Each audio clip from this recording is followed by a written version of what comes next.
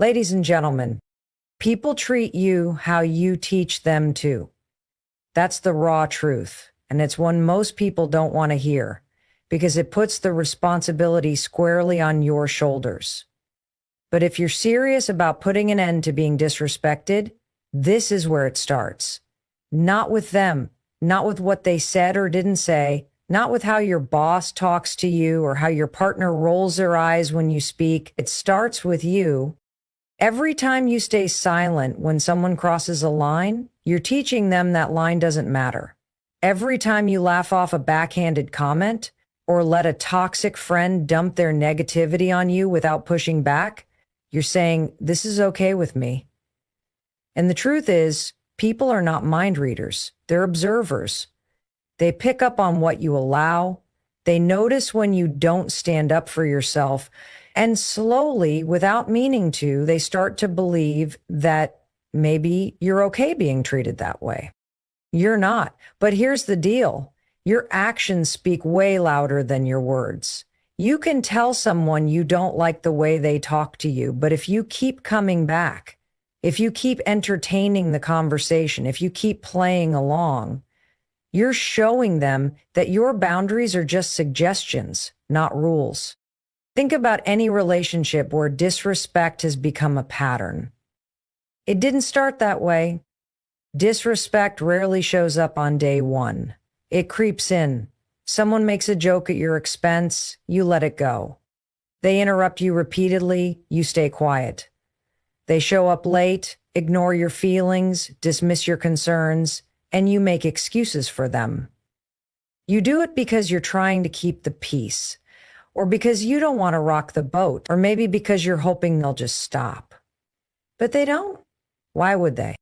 You've taught them that you'll take it. Now, here's where the shift begins. You have to start retraining people on how to treat you, and that starts with retraining yourself. You have to raise your standards, not just in what you expect from others, but in what you expect from yourself. You've got to get clear on what's okay and what's not. And then, this is the hard part, you have to act on it every single time. You don't have to yell. You don't have to argue. You don't have to give a TED talk on boundaries. All you have to do is stop engaging with behavior that disrespects you. When someone talks down to you, you stop the conversation. When someone tries to manipulate you, you call it out or walk away. When someone keeps showing up with drama or disrespect, you stop giving them your energy, period. This is where your power lives, in your choices, in what you tolerate, in what you reinforce. The people around you will learn very quickly that you're not available for disrespect, but only if you're consistent. The first time you hold a boundary, people might be surprised. They might push back. They might get defensive. That's okay. That's part of the process. You are no longer playing the same role in their life. And that shift makes people uncomfortable. But it's not your job to manage their discomfort. It's your job to protect your peace. You have to be willing to lose people who don't respect you in order to find the ones who do. And I know that's scary. I know the idea of walking away, of confronting someone, of not being liked. It can feel overwhelming. But let me ask you this. How much longer are you willing to shrink yourself to avoid conflict? How much more of your time and energy are you going to hand over to people who don't value you? You are not here to be liked by everyone. You are here to respect yourself so fiercely that the only people who stick around are the ones who rise to meet your level, the ones who see your strength, your value, your integrity, and treat you accordingly. Respect isn't something you demand. It's something you command by the way you show up, by the way you speak, by the way you carry yourself, and most of all, by what you allow. People will always test the line. That's human nature. But when you consistently show them that you know your worth and you won't settle for less, they stop testing. They step up or they step out. Either way, you win. Boundaries are not walls. They're not about shutting people out or cutting everyone off. They're about protecting your energy, your peace, your time, and your values. They are the rules you set for how people are allowed to treat you, speak to you, and interact with you, and you are the only one responsible for enforcing them.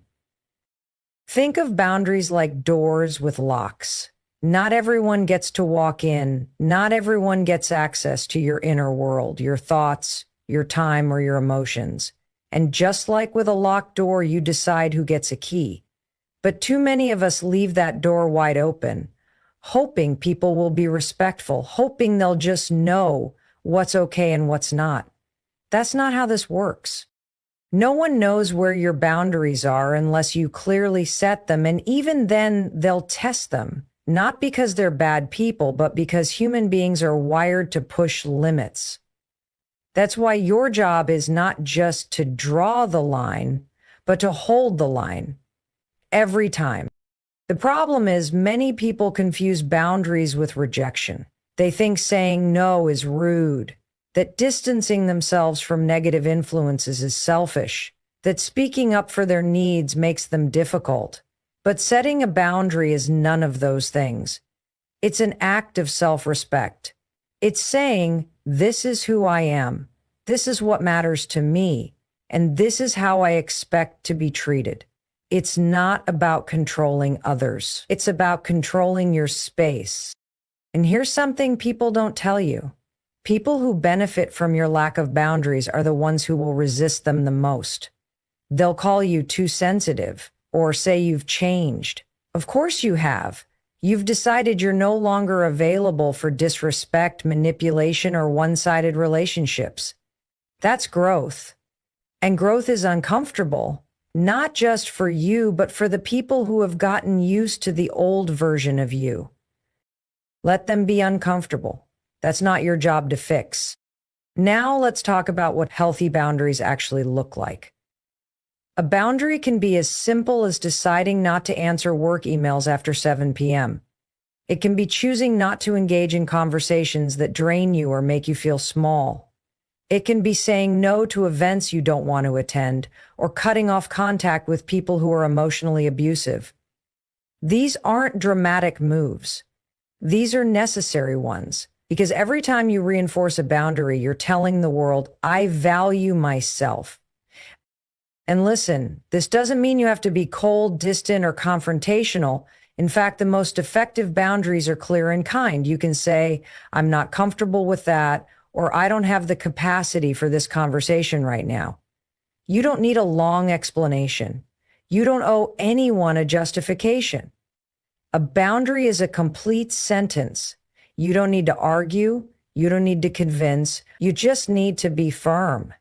What makes boundaries hard is not setting them. It's dealing with a reaction when you do. People might guilt trip you. They might say you're overreacting. But here's the truth. Their reaction is not your responsibility. Your responsibility is to take care of yourself, to protect your peace, and to make sure that the relationships in your life are built on mutual respect, not obligation, guilt, or fear. The people who truly respect you, they will honor your boundaries. They may not get it right immediately, but they'll listen, they'll adjust, they'll care enough to meet you where you are. And the ones who don't, let them go. You're not here to make everyone comfortable. You're here to live a life that's aligned with who you really are. When you start setting boundaries, something powerful happens. You stop chasing validation. You stop waiting for people to treat you right. You stop explaining yourself over and over again. Instead, you walk into every room with clarity, with self-respect, with quiet confidence. You know what you stand for, and that changes everything. Because when people realize you won't tolerate being disrespected, they either step up or they step out. And either way, you're no longer losing sleep over things that are outside of your control. You're no longer exhausted from managing everyone else's feelings. You're no longer shrinking yourself just to fit into someone else's comfort zone. You're standing tall, you're leading yourself, and most importantly, you're finally giving yourself the respect you deserve. When that happens, the world around you starts to reflect it back, not because you demanded it, but because you embodied it. And that's the power of boundaries. Confidence is not something you're born with. It's something you build. And the truth is, most people are waiting around for confidence to show up before they take action. But it doesn't work that way. Confidence isn't the cause of action. It's the result of it. You don't feel confident first and then speak up in the meeting. You speak up in the meeting, your voice shakes a little, and afterward you realize, wait, I survived that. That's how confidence grows. Too often we confuse confidence with being loud or extroverted or having all the answers. That's not confidence. That's performance. Real confidence is quieter. It's a knowing. It's showing up even when you feel scared, even when you doubt yourself, even when your hands are shaking and your heart is racing, because you've made a decision that your voice matters, that your needs matter, that you matter. Confidence begins with self-respect, and self-respect is built on the decisions you make every single day, especially the ones no one sees. It's waking up and doing what you said you'd do. It's taking care of your health. It's keeping your promises to yourself.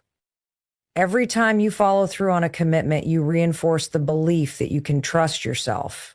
And that trust, that's the root of real confidence. You can't feel good about yourself if you constantly abandon yourself. If you let people walk all over you, if you silence your opinions, if you shrink to make others comfortable. Confidence can't grow in an environment where you keep betraying your own values just to be accepted. That's not confidence, that's survival. And eventually it drains you. The shift happens when you stop outsourcing your self-worth, when you stop waiting for permission, when you decide that your value is not up for negotiation, that you don't need everyone to agree with you, that you can handle someone being disappointed in you and still feel strong in who you are. Confidence is built in those moments when you choose yourself over people-pleasing, when you choose action over fear, when you choose courage over comfort. Let me be clear, confidence isn't about having all the answers. It's about being willing to show up, even when you don't. It's about trusting that whatever happens, you can figure it out. That even if you fail, you'll get back up. That even if it's messy, you'll learn. This mindset, this decision to act despite uncertainty, is how you train your brain to stop defaulting to self-doubt and start leaning into belief. And yes, confidence can be uncomfortable because it forces you to face your fears. It forces you to risk judgment. It forces you to stop hiding. But comfort is not the goal.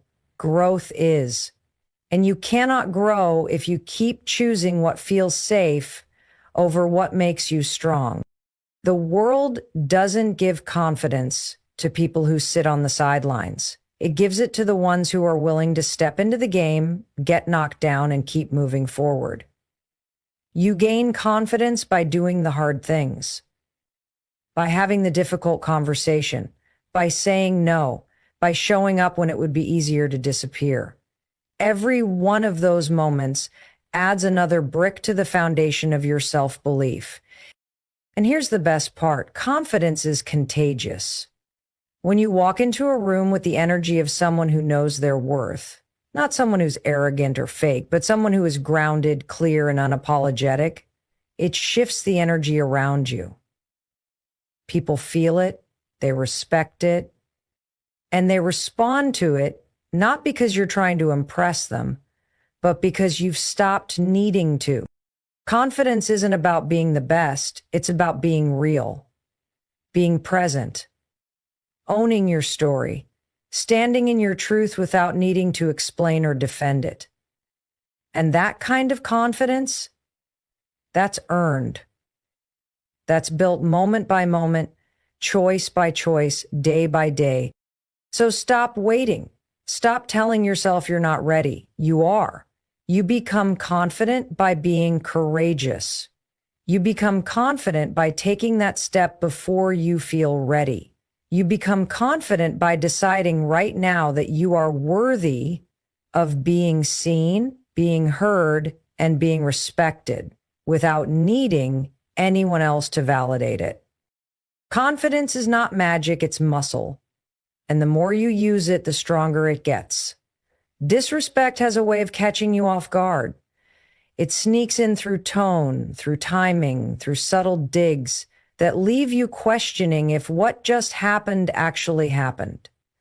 And the moment you feel that sting, that moment right before you react, is where your power lives. It's in the pause. The power of the pause is one of the most underrated tools when it comes to earning respect and never letting someone treat you like you don't matter again. When someone disrespects you, your first instinct is usually emotional. Maybe it's anger, maybe it's embarrassment, maybe it's fear. And in that surge of emotion, it's easy to snap, to defend, to freeze, or to say something you'll later regret. But when you learn to pause, just for a few seconds, you shift from reacting to responding. And that shift changes everything. The pause is a moment of self-leadership. It's not weakness. And it's not passivity. It's control. It's confidence.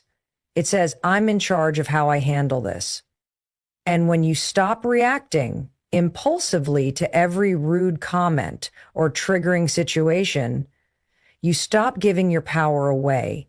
You stop letting other people dictate the energy you bring to a room. Let's get practical. Say someone interrupts you in a meeting. Again, you feel your heart rate spike, your face flushes, you want to snap. Instead, pause, breathe, give yourself just a beat, and then say calmly, I wasn't finished speaking. That moment of pause gave you time to gather yourself, to speak with clarity, and to model the kind of presence that commands respect. Now, this takes practice, because we live in a world that pushes us to respond instantly. Social media, emails, text messages, everything moves fast. But just because someone demands your attention doesn't mean they deserve your immediate reaction. The more you train yourself to pause, the more thoughtful your responses become. You stop living on emotional autopilot and start showing up with intention. And the beauty of the pause is that it works in every situation. Conflict with a friend? Pause before you lash out. Criticism from your boss? Pause before you internalize it. Passive-aggressive comment from a family member? Pause before you take the bait. That space gives you room to decide, what do I stand for? How do I want to handle this? What version of myself do I want to show up as right now? This isn't about being fake, it's about being effective. It's about choosing the response that reflects your strength instead of your wounds. Because let's be honest, most people who disrespect you are dealing with their own insecurities, their own power struggles, their own mess. When you pause, you give yourself the gift of not making their behavior about you. And that pause also teaches others something critical, that you are not easily shaken, that you're not going to be pulled into drama or made to feel small or react emotionally just because someone else is out of control. People respect what they can't predict, and when you pause, they notice. They may not say it out loud, but they feel it. You've just shown them that you're grounded, that you don't need to shout to be heard, that your silence is not weakness, it's presence. And the truth is, the pause doesn't just protect you from reacting poorly. It gives you time to access your inner wisdom, to remember who you are, to realign with your values. Sometimes the best thing you can do in a moment of disrespect is simply not give it your energy. Not because you're afraid, but because you're focused. Because you've got bigger things to handle than someone else's immaturity. So start using the pause like a secret weapon. The next time you feel disrespected, don't react, breathe, sit with it, ask yourself what matters most, and then respond in a way that leaves you feeling proud of how you handled it. That's what it means to lead yourself. The world is always going to throw situations your way that test your patience, your confidence, and your boundaries. You don't control that, but you do control how you show up in those moments. And when you choose to pause, to breathe, to step back before stepping forward, you stop playing defense and start taking command. You show the world and yourself that your respect is not negotiable. That's not just power. That's growth. And that's how you start living like someone who demands respect without ever having to raise your voice to get it. What you say about yourself out loud and in your head shapes the way the world sees you. That's the truth most people don't understand. You teach others how to treat you, not just through your actions, but through your language. The way you speak about yourself is a reflection of your self-worth, and people pick up on it whether they realize it or not. If you speak with hesitation, if you downplay your strengths, if you constantly make jokes at your own expense or second-guess yourself in every sentence, people start to believe that's how you see yourself. And if you don't respect your voice, why should they? You have to stop speaking about yourself like you're not in the room. Stop talking yourself down to make others feel comfortable. Stop using phrases like, I'm just, or sorry, but, or this might sound stupid, but. Because every time you do that, you chip away at your credibility. You're unintentionally telling people, don't take me seriously, and they won't. Language is power. It sets the tone before you even finish your sentence. If you speak with uncertainty, you'll be treated with uncertainty. But if you speak with conviction, even if your voice shakes, you send a signal that you believe in what you're saying, that you believe in yourself.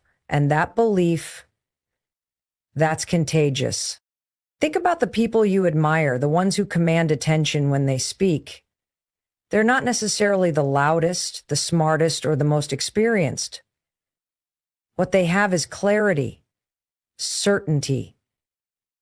They speak as though their words matter, because to them they do. And that's where it begins for you, too. Your words have to matter to you first. Start by paying attention to the language you use every single day. When someone gives you a compliment, do you dismiss it? Do you say, oh, it was nothing, or I got lucky? That might feel humble, but it's actually a missed opportunity to affirm your own value. A simple thank you, I worked hard on it, carries a completely different energy. You're not bragging, you're owning your effort. Or when you're in a room and asked for your opinion, do you downplay it? Do you say things like, this might not make sense, but, or I'm probably wrong, but. That kind of language trains people to ignore you. It tells them not to listen. Instead, speak directly. Here's what I think, or this is what I've noticed. Stand by your insight. Your words deserve to take up space. But it goes deeper than just what you say to others. It's about what you say to yourself. The conversations in your mind shape the way you carry yourself. If you constantly say, I'm not good enough, I always mess things up, or they're better than me, that becomes your inner script, and eventually it becomes your reality. Your self-talk has to start reflecting the respect you want from others. You can't bully yourself in your head all day and expect people to see you as confident. You have to rewrite the script. Start with simple shifts. Change I can't to I'm learning how. Change I'm not good at this to I'm getting better every time. Change they're way ahead of me to their journey is different, but I'm still moving forward. These aren't just motivational phrases. They're tools to reshape your mindset. And a strong mindset speaks louder than any title, credential, or background. It's also important to remember that silence speaks too. If you stay quiet in moments when your voice should be heard, when someone disrespects you, when a boundary is crossed, when your values are questioned, you're sending a message that your voice doesn't matter. And it does. You don't need to have the perfect words. You just need to speak with honesty and intent. The way you speak is one of the most powerful forms of self-leadership you have. When you communicate with clarity, with purpose, and with confidence, you give others a blueprint for how to engage with you. You show them without needing to shout that you're not to be underestimated, that you're not to be talked over, that your presence matters. And when you start speaking like someone who knows their worth, everything changes. People will listen more closely. They'll think twice before crossing a line, not because you demanded respect, but because your presence earned it. You've got to be the first person to speak to yourself with the respect you expect from the world. That's where it all begins. And once you do that, once you consistently show up with powerful, intentional language, disrespect won't stick. Because your words will have already set the standard. What you surround yourself with determines what becomes possible for you. It shapes how you think, how you speak, how you act, and most importantly, how you see yourself. You could be the most talented, driven, kind-hearted person on the planet, but if you're spending your time around people who don't respect you, don't support you, or don't see your value, it will eventually wear you down. That kind of environment doesn't just drain your energy, it distorts your sense of self-worth. Let's be clear, the people in your life are either building you up or breaking you down. There is no neutral. Every comment, every joke, every interaction leaves a mark. The question is, are they planting seeds of self-belief, or are they slowly chipping away at your confidence? Are they encouraging your growth, or keeping you stuck where you are because they're afraid to grow themselves? Respect is contagious, so is disrespect. If the people you hang out with constantly interrupt you, ignore your boundaries, dismiss your ideas, or minimize your accomplishments, that behavior becomes normalized. You begin to tolerate it, you begin to expect it, and then you start wondering if maybe you deserve it. That's how powerful your circle is. It has the ability to either validate your greatness or validate your self-doubt. You have to start auditing your circle like your life depends on it, because it does. Your mindset, your habits, your goals, your peace, all of it is influenced by the people closest to you. And if someone's energy feels off, it probably is. If you leave a conversation feeling smaller than when you entered it, pay attention. That's a red flag. It doesn't mean they're a bad person, but it might mean they're not right for the version of you that you're becoming. Now, this doesn't mean you go out and cut everyone off. This is about boundaries, not abandonment. But it does mean you start being intentional. You start choosing who gets access to your time, your energy, your heart. You stop chasing people who make you question your worth. You stop pouring into relationships that never pour back. And you stop confusing history with compatibility. Just because someone's been in your life for a long time doesn't mean they belong in your future. And here's something powerful. When you level up your environment, you level up your identity. When you're around people who are confident, kind, focused, and respectful, you start rising to that standard. You start seeing what's possible. You start acting like someone who deserves to be in rooms where respect isn't earned by shouting, but by showing up with clarity and purpose. You begin to mirror the energy you're surrounded by. This is why finding your people matters. The ones who challenge you without belittling you, the ones who hold you accountable without tearing you down, the ones who listen when you speak and believe in your vision even when it's still messy. Those people don't just make life better, they make you better. And sometimes you won't find them until you've cleared space by walking away from the ones who no longer align with who you're becoming. Letting go of toxic or one-sided relationships isn't easy, but what's harder is staying in them and slowly losing yourself in the process. You deserve to be around people who see you clearly, who celebrate your growth, who hold your name with respect even when you're not in the room. You deserve to be in spaces where you don't have to shrink to fit in. And here's the truth. When you finally draw that line, when you start protecting your space and surrounding yourself with people who elevate you, everything changes. Your standards rise, your energy improves, your confidence grows. And suddenly, disrespect can't find a place to land. Not because it no longer exists in the world, but because it no longer belongs in yours. Choose your circle like your future depends on it, because it does. Your potential is too important to waste on people who can't see it, respect it, or support it. You are not too much. You are not asking for too much. You've just been around people who expected too little. Surround yourself with those who remind you of your power, not those who cause you to forget it. That shift alone will eliminate half the disrespect you've ever experienced. And from there, you'll no longer need to demand respect. It will already be the atmosphere you breathe. Respect isn't just about how others treat you.